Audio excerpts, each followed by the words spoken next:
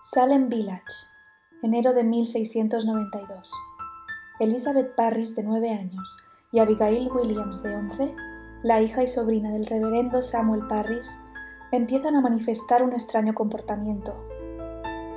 Las niñas se contorsionan en una especie de convulsiones y temblores que el médico local no puede explicar mediante la ciencia. Sin embargo, el diagnóstico está claro: están embrujadas. Al poco, este extraño comportamiento se extiende como un virus a otras chicas del pueblo. Todas las chicas gritan cosas extrañas, afirman que sienten como algo invisible las pellizca y les clava alfileres. El pánico a que haya brujas entre los habitantes de este pequeño pueblo empieza a extenderse, y con él salen las primeras acusaciones. Tituba, la sirviente del ministro Samuel Parris, procedente de Barbados. Sarah Good, una mendiga de mala reputación, y Sarah Osborne, cuya reputación tampoco es impecable por haberse casado con un hombre mucho menor que ella y faltar a menudo a la iglesia. Son acusadas de brujería. Y así, entre la histeria colectiva, estas tres mujeres tan distintas entre sí y sobre todo tan diferentes del resto de la comunidad, marcan el inicio de uno de los episodios más inexplicables y crueles de la historia de las primeras colonias norteamericanas: los juicios de Salem.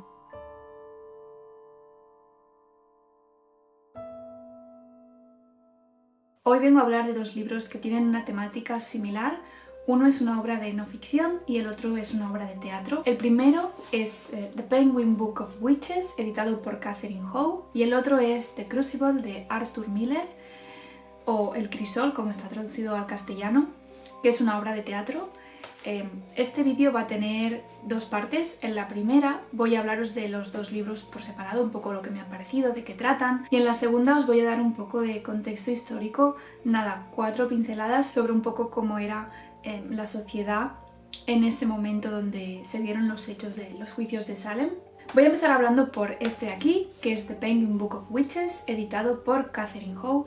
Este es un libro que es de no ficción y puede ser que os suene de haberlo visto últimamente, porque la editorial Alba lo ha traducido al castellano y creo, si no me equivoco, que sale a la venta este mes. Yo tengo la edición en inglés porque me la compré hace ya algunos años, y así que me lo he leído en inglés, pero me imagino que las ediciones van a ser muy iguales y las dos igual de explicativas y de informativas. Este libro es básicamente una recopilación de transcripciones de los juicios, pero no solo de los juicios de Salem, sino de casos anteriores de brujería. De hecho, este libro tiene 4 partes. En la primera parte hay artículos, transcripciones de juicios en Inglaterra. Después hay una parte de transcripciones y documentos sobre juicios en las primeras colonias norteamericanas, pero anteriores a los juicios de Salem. Luego está el bloque de Salem, que es el más extenso, y por último está el después de Salem. Todo ello va con un montón de anotaciones. De hecho, para leerlo es un poco, al menos en esta edición, es un poco liado porque todas las anotaciones de los artículos de los juicios están al final, entonces todo el rato tenía que estar yendo de atrás para adelante, pero las anotaciones son una pasada y ayudan a entender mucho mejor todo lo que son estos documentos. Tengo que decir que he disfrutado muchísimo leyendo este libro, a pesar de que lógicamente el lenguaje es seco, es anticuado, entonces cuesta un poco acostumbrarse a él. Lo que pasa es que esto simplemente es la recopilación de estos documentos, entonces no acabas de saber el destino de las personas que se mencionan en todas estas acusaciones, en todas estas transcripciones. Entonces es como que te quedas un poco con ganas de, a esta persona ¿qué le pasó? No están tampoco todos los documentos ni de los juicios, ni mucho menos anteriores, pero hace una selección de los que fueron más importantes o más relevantes. Lo que más me ha gustado de este libro es que me ha ayudado a entender un poco cómo fue ese fenómeno, cómo se vivió y también qué idea tenía esa gente de lo que era una bruja. De hecho, lo primero que nos dice en la introducción Catherine Howe es, vale, lo que vamos a hacer es vamos a quitar todos los clichés que nos ha dado la literatura, que nos ha dado Hollywood, las películas, de la idea que tenemos hoy en día de lo que es una bruja y lo que hace una bruja. Vamos a quitar todas esas capas y nos vamos a quedar con lo que esa gente definía como bruja y en qué se basaban esas acusaciones. Catherine Howe ha especializado sus estudios de historia en esta época del colonialismo y eso se nota muchísimo. Y como anécdota, de hecho la propia Catherine Howe es descendiente de una de las brujas de Salem. La verdad es que leer alguno de los juicios ha sido surrealista. Tú misma te preguntas un poco cómo se pudo llegar a ese clímax, a esa situación. Incluso leer las supuestas confesiones de las brujas, entender los motivos por el cual confesaban.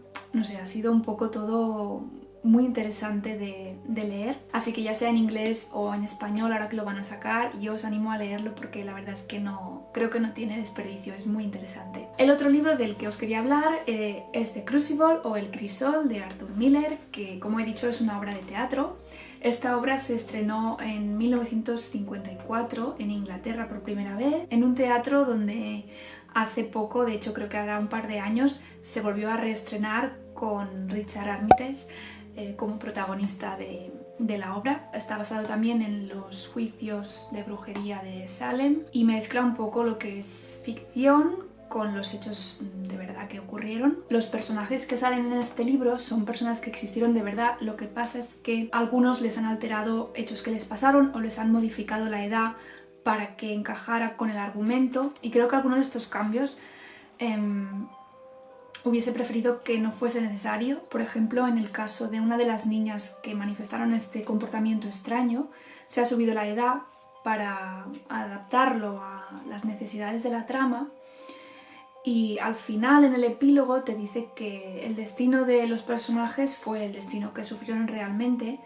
Pero en el caso de esta chica, no voy a desvelar cuál es su final ni nada, pero se hace un comentario que no me gustó porque tampoco está demostrado. Te puede caer bien o mal el personaje de Abigail, pero creo que es un poco de falta de respeto decir tal persona acabó así si realmente tú has modificado la edad porque te interesaba. Pero bueno, en realidad esto fue lo único que no acabó de cuadrarme porque la obra en sí me gustó muchísimo. Me encantaría verla en el teatro porque es muy dramática, tiene mucha fuerza, los diálogos son muy potentes. Entre medio de los diálogos, además, vienen párrafos, a veces páginas enteras, que te ponen un poco en situación de, bueno, este personaje era tal persona, le pasó tal cosa. Está todo muy bien explicado para que lo puedas entender. Lo último que me gustaría comentar de este libro es el motivo por el que se creó. Se dice que esta obra es una crítica a la paranoia que hubo en América en los años 50, mediados de los años 50, donde hubo también unas persecuciones y una histeria general y un pánico a que hubiese comunistas infiltrados, incluso en círculos de política en el Senado y círculos bastante importantes. Hubo muchísimas persecuciones, gente muy famosa como por ejemplo Charles Chaplin o el propio Arthur Miller fueron acusados de ser simpatizantes comunistas simplemente por alguna palabra clave que hubiesen dicho en una entrevista o cosas así. Entonces el autor usa este episodio tan bizarro que hubo en 1692 como paralelismo con lo que se estaba viviendo en América en ese momento. De hecho, se utilizó también la palabra caza de brujas para intentar encontrar y capturar a estos espías infiltrados comunistas que se creía que estaban en todas partes. Cuando lees el episodio de los juicios de Salem y ves la paranoia que se creó en esa comunidad, no es difícil entender que volviese a ocurrir algo así. En realidad no hemos cambiado tanto a lo largo de la historia, así que yo os recomiendo estos dos, incluso si los queréis leer a la par, se complementan muy bien el uno con el otro. Y bueno, si habéis llegado hasta aquí, lo último que me gustaría es hacer un poco de comentarios sobre la sociedad en la época de los juicios de Salem. Yo no soy historiadora ni mucho menos, pero simplemente son 4 pinceladas que si no estáis muy familiarizados con la época en cuestión, os pueden ayudar a entender un poco más el porqué de lo que pasó. Para situarnos un poco en el tiempo, estamos hablando de que los habitantes de las colonias de New England, de Nueva Inglaterra, en la época de los juicios de Salem solo estaban en la segunda, tercera generación, es decir, era una sociedad completamente nueva. Tenemos que diferenciar también lo que fue el pueblo de Salem como lo entendemos, que en esa época era una ciudad que estaba a la par con otras grandes ciudades de Norteamérica, y tenemos que diferenciar Salem Village, que fue realmente donde empezó y donde ocurrieron la mayoría de estos juicios, que Salem Village es una aldea que pertenecía a Salem Town. Era básicamente un conjunto de granjas, de una comunidad granjera un poco apartada, a 5 millas más o menos de lo que era Salem Town. Entonces era una comunidad más pequeña. De hecho, Salem Village, donde ocurrieron los hechos, hoy en día es Danvers. Fueron comunidades que coexistieron con los indios nativoamericanos. Hubo guerras entre los dos bandos, entonces eran unas sociedades todavía muy inestables, unas comunidades muy pequeñas, con un miedo constante a estos nativos norteamericanos que consideraban salvajes. Para ellos todo lo que era el territorio sin explorar les daba mucho miedo. De hecho, creían que si el diablo tenía que vivir en alguna parte, viviría allí en esos bosques. Y de hecho, estas personas eran puritanos, y los puritanos son muy religiosos, se basan mucho en lo que dice la Biblia, lo siguen al pie de la letra. Y de hecho lo que se desarrolló fue una forma de gobierno denominada teocracia, que básicamente lo que viene a decir es que la religión y el poder están en el mismo nivel, por lo tanto no es difícil imaginar que los temas de si existía el diablo, de si podía estar infiltrado en esa comunidad, no se pusiera ni siquiera en duda. Ellos daban por hecho su existencia y daban por hecho de que el diablo actuaba mediante otras personas, mediante brujas. Entonces ellos lo veían como un problema muy serio y muy real. En ningún momento se planteó que eso no pudiera ser así. Volviendo otra vez a lo estricto de esas normas, es también lógico llegar a pensar que se necesitaban marcar los límites de lo que era correcto, de lo que era no correcto, del comportamiento que podías manifestar, del que no podías manifestar, y también de diferenciar las personas que no encajan en estas normas que hemos creado, ¿no? Es así como se define la paria de la sociedad, los marginados. Y es curioso que las tres principales mujeres, al menos al principio, todas tenían algo que no encajaba en esa sociedad. En ese contexto de marginación, de definición de lo que hace que encajes o no en esa comunidad, se dan los juicios de Salem. Hay varias teorías sobre lo que pasó realmente. Una de ellas dice que pudo ser la ingestión de pan hecho con una harina contaminada con un hongo que provoca efectos alucinógenos tipo los que provocan ciertas drogas, pero eso se descartó porque las chicas afligidas mostraban síntomas y a los 5 minutos estaban perfectamente. Hay otras teorías que dicen que todo fue una disputa entre dos familias, porque se ha estudiado, se ha visto en los mapas que los acusadores vivían todos en una parte del pueblo y los acusados vivían en otra. Entonces hay quien apoya la teoría de que esto fue una conspiración entre familias por un tema de tierras. Hay quien dice que las chicas fingieron y hay quien dice que realmente pues el diablo se paseó por allí. No sé si realmente alguna vez se sacará algo en claro sobre lo que pasó. Se ha estudiado mucho también el fenómeno de la histeria colectiva, el pánico colectivo, lo rápido que puedes creer que algo está pasando si ves que la gente de tu alrededor se comporta con tanto miedo. Lo que sí que está claro es que hay un elemento de género en el perfil de los acusados. La mayoría eran mujeres, también hubo casos de algunos hombres, pero principalmente fueron mujeres. Los juicios además eran bastante injustos, porque imaginaros un pueblo de gente que se conoce desde siempre, un pueblo muy pequeño. Lo que eran las primeras acusaciones se efectuaban delante de todo el que quisiera ir.